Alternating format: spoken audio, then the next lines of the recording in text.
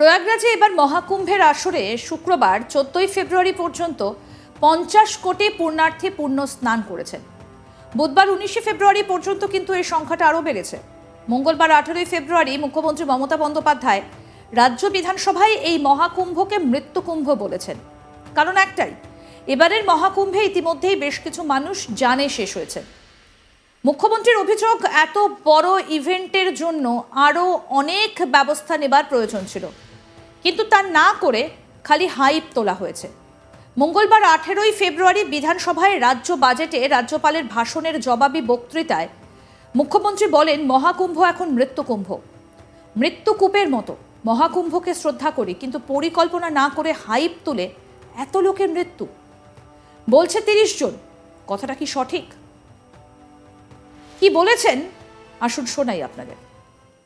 মহাকুম্ভ আমি নাইবা বললাম, ওটা এখন মৃত্যুকুম্ভ হয়ে গেছে। মৃত্যুকুম্ভের মতো আমি মহাকুম্ভকে সম্মান করি, আমি শ্রদ্ধা জানাই, পবিত্র গঙ্গা মাকে আমি সম্মান করি, কিন্তু প্ল্যানিং না করে এত হাইট তুলে এত লোকের মৃত্যু বললেন 30 জন। কথাটা কি সঠিক? কতজন পরই বসে দিয়েছেন নদীতে? কত হাজার হাজার। আরো আগুন লেগেছে। বড় লোক আর ভিআইপিদের জন্য লক্ষ টাকার ক্যাম্প, আর গরিব লোকেদের, সাধারণ লোকেদের জন্য লাইনে দাঁড়ান 15 ঘন্টা 20 ঘন্টা দাঁড়িয়ে, যদি একটা মাদুরেও বসে 2000 টাকা। এক কাপ লাল চাও 500 থেকে 2000 টাকা। তারা যে জায়গাটা গিয়ে স্নান করবে সেটা আলাদা, ভিআইপিদের স্নানের জায়গাটা আলাদা। আর সেই জলটা আপনারা দূষিত করেছেন, বিষাক্ত করেছেন মহাকুম্ভের পবিত্র জায়গাটা। মহাকুম্ভ এবার বাংলার মুখ্যমন্ত্রী মমতা বন্দ্যোপাধ্যায়কে সমর্থন করলেন খোদ জগৎগুরু শঙ্করাচার্য স্বামী অভিমুক্তেশ্বরানন্দ মহারাজ। তার মতে এবারের মহাকুম্ভের চরম অব্যবস্থার ছবি সামনে এসেছে। তিনি বলেন, এবারের মহাকুম্ভে 300 কিলোমিটার যানজট হয়েছে। এটা অব্যবস্থা ছাড়া আর কি? মানুষকে তাদের লাগেজ নিয়ে 25 থেকে 30 কিলোমিটার পথ হাঁটতে হয়েছে। পুণ্যার্থীদের স্নানের জলে নিকাশির নোংরা জল মিশছে। বিজ্ঞানীরা জানাচ্ছেন এই জল আদৌ স্নানের পক্ষে উপযুক্ত নয়, কিন্তু এটা জানা সত্ত্বেও কোটি কোটি মানুষকে আমন্ত্রণ জানানো হয়েছে পুণ্য স্নানের জন্য। আপনার কাজ ছিল কয়েকদিনের জন্য ড্রেনগুলো বন্ধ করে দেওয়া, অথবা স্নান করার সময় মানুষ যাতে বিশুদ্ধ জল পায় সেগুলি অন্যদিকে সরিয়ে দেওয়া। কি বলছেন শঙ্করাচার্য আসুন শোনাই। अब देखिए, ये तो राजनीतिक दलों की अपनी भाषा होती है, और जब मौका आता है तो वो लोग अपने ढंग से अपनी बात कहते हैं। लेकिन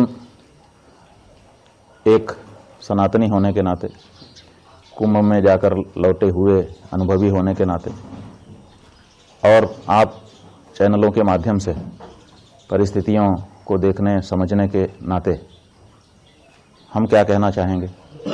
आप ये बताइए कि 300 किलोमीटर का जाम लगता है, को प्रबंधन नहीं है तो क्या है? जो लोग वहां पर पहुंचे हैं 25-25, 30-30 किलोमीटर उनको पैदल चलना पड़ता है अपना सामान उठा करके, को प्रबंधन नहीं है तो क्या है?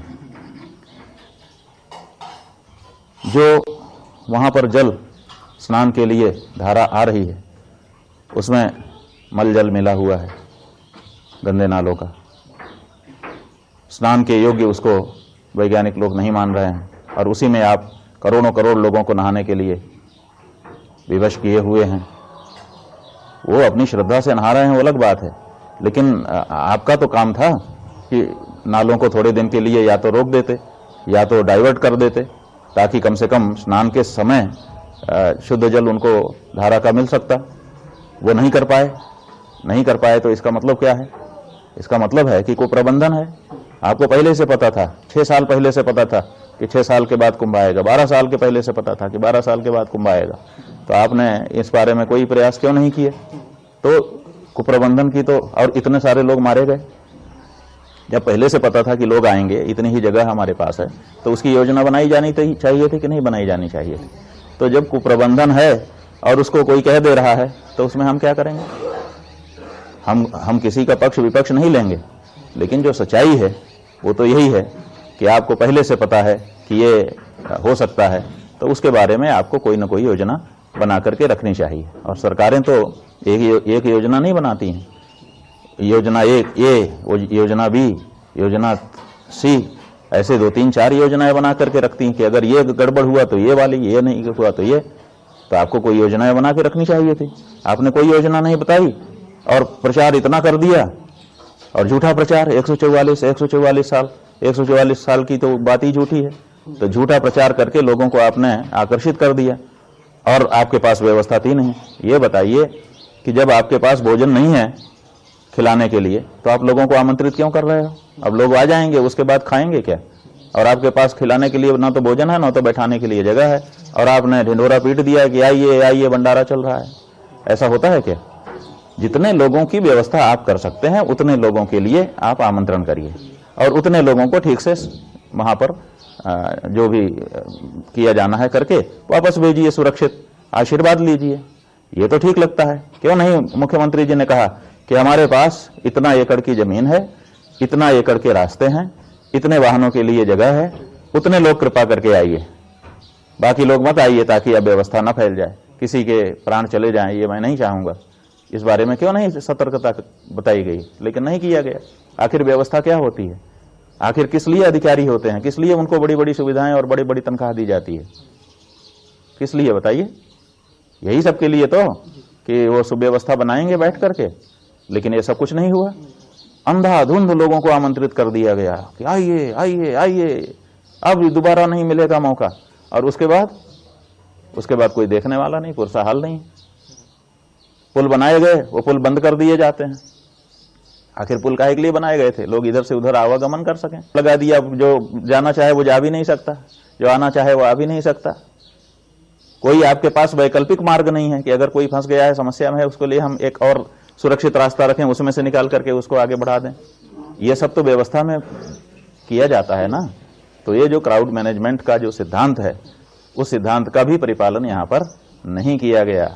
हॉस्पिटैलिटी का जो सिद्धांत है कि हम मेजबान हैं, हम अगर लोगों को आमंत्रित कर रहे हैं, आवाहन कर रहे हैं, तो उतनी व्यवस्था हमारे पास होनी चाहिए, उसका भी कोई ख्याल नहीं रखा गया है।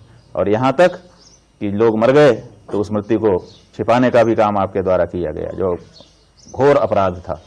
तो ऐसी परिस्थिति में कोई अगर इसको कोई संज्ञा देता है तो हम गलत नहीं कह पाएंगे। আরো আপডেট পেতে দেখতে থাকুন আজ তাক বাংলা। সাবস্ক্রাইব করুন, নোটিফিকেশন পেতে বেল বাটন অপশন প্রেস করুন, হোয়াটসঅ্যাপে ফলো করুন আজ তাক বাংলা। ভিডিওটা লাইক করুন, শেয়ার করুন, কমেন্ট করুন।